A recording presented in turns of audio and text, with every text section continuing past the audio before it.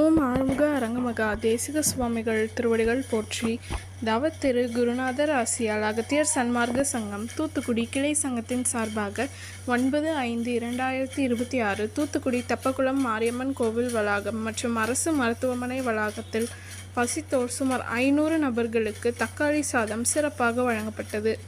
வழங்கியவர்கள் SMA transport owner மற்றும் குடும்பத்தார் மற்றும் PPS காய்கறி கடை அதிபர் திரு ராஜன்.